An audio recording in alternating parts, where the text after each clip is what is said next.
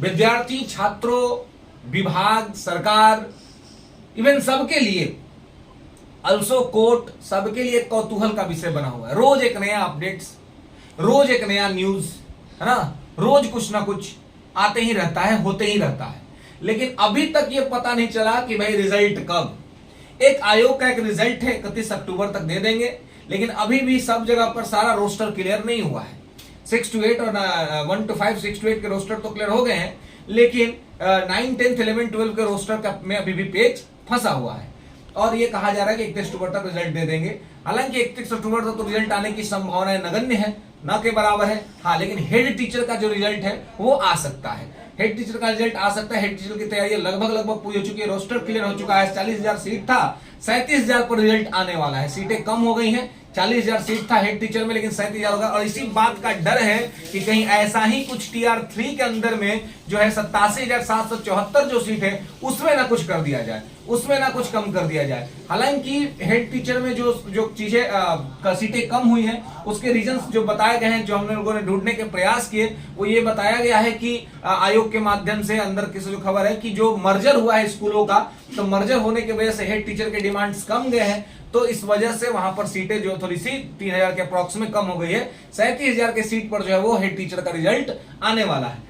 तो पहले head teacher का रिजल्ट आएगा, उसके बाद TR3 का रिजल्ट आएगा, जो कि नवंबर के प्रथम सप्ताह या द्वितीय सप्ताह तक ही आ पाएगा। उससे पहले आने की संभावनाएं दूर दूर तक नहीं दिख रही है। अब मामला यह है कि जो बैकलॉग की सीटें जो खाली हुई है, जो ओबी सीटें मंगाई जा रही हैं, तो वो सीटें इसमें ऐड हो रहा है कि नहीं हो रहा है। हम लोग लगातार इस बात कर रहे हैं, लगातार ये डिमांड कर रहे हैं कि बैकलॉग की सीटें जो है सो ऐड होनी चाहिए। लेकिन कुछ प्लेटफॉर्म, कुछ जगह ऐसे हैं जहां पे लगातार कहा जा रहा है कि बैकलॉग की सीटें ऐड नहीं होंगी। तो मैं कह रहा हूं कि देखिए, ये विद्यार्थियों के साथ, छात्रों के साथ बहुत बड़ा अन्याय होगा। ये हमें ये नहीं कहना चाहिए कि नहीं होगा, हमें इसके लिए आवाज उठाना चाहिए। हमें इसके लिए आयोग पर, सरकार पर, विभाग पर दबाव बनाना चाहिए कि आप बैकलॉग का सीट TR3 में ऐड कीजिए। ये बैकलॉग के सीट को आप झुंझुना ना बनाइए, और कि ये हम मिठाई मत बनाइए, रेवड़ी मत बनाइए कि हम इसको बांटेंगे TR4 में, हम इसको बांटेंगे TR5 में, और आप कब बांटेंगे ये कोई नहीं जान रहा है।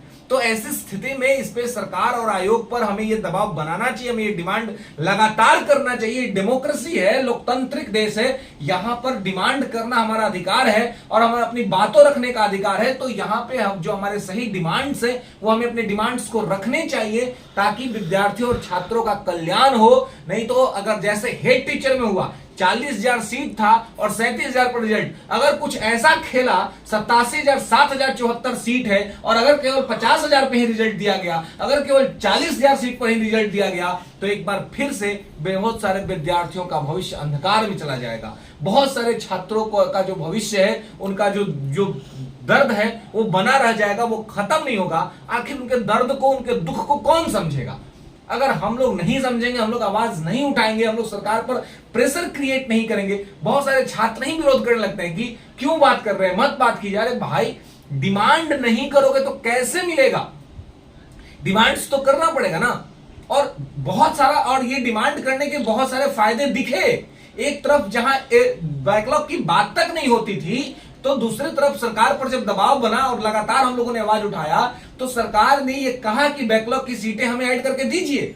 अब बैकलॉग की सीटें काउंट भी हो गई हैं कि कितनी सीटें हैं, ये सारा प्रोसेस में, अंडर प्रोसेस है। अब मामला बस इतना ही बचा है कि उसको जोड़ देना है। तो जोड़ने के लिए हम लोग को आवाज उठाना है, जोड़ने के लिए आवाज उठाना है, क्योंकि आपने सप्लीमेंट्री नहीं दिया, आपने कोर्ट में जाकर के हलफनामा दे दिया कि हम सप्लीमेंट्री इसलिए नहीं दे रहे क्योंकि हम बैकलॉग की सीट ऐड करने जा रहे हैं।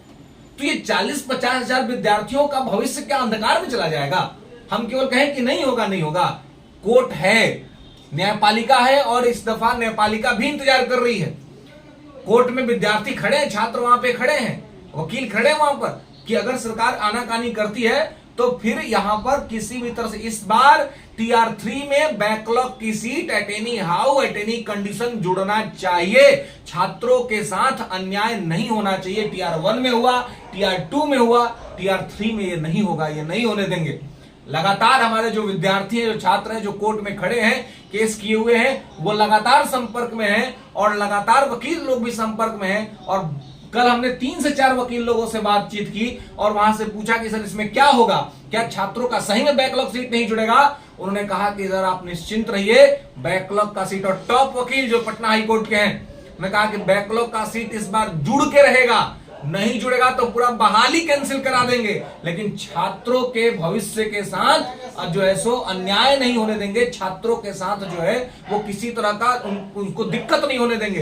क्योंकि आप देखिए कितने सारे शिक्षक अभ्यर्थी, और हम लोग, मैं एक संस्था में अभी मैं पढ़ा रहा था, मैं वहां पे नहीं पढ़ा रहा हूं, छोड़ दिया मैंने, लेकिन वहां पे मेरे साथ बहुत सारे विद्यार्थी जुड़े, वो बताते थे कि सर अपना जमीन गिरवी रख के पैसा लेके आए पढ़ने के लिए, ऐसे ऐसे कंडीशन में छात्र पढ़ने आए थे। उनके दुख और दर्द को सुनकर के आंख भर जाता था कि कैसे कैसे विद्यार्थी सब आया है पढ़ने के लिए, पटना में तैयारी करने के लिए, और वैसों को आप बाहर कर देते हो, जाली फेक सर्टिफिकेट वालों को भर देते हो, सीट खाली रख देते हो, एक तरफ ढिढोरा पीटते हो कि हम बहुत सारे ये कर देंगे। ये किस तरह का न्याय है? ये किस तरह का लोक कल्याणकारी राज्य की स्थापना हो रही है बिहार में? ये किस तरह का वेलफेयर स्टेट बन रहा है? ये वेलफेयर स्टेट बनाने के लिए आपको चाहिए कि आप छात्रों के हितों का ख्याल रखें, छात्रों के का जो इमोशंस है उसका ख्याल रखें, ना कि अन्य चीजों का। ये सरकार का कर्तव्य बनता है, ये सरकार का नैतिक कर्तव्य बनता है कि सरकार इन चीजों का ध्यान दे और सरकार इन चीजों को ध्यान दे करके इसको लागू करे।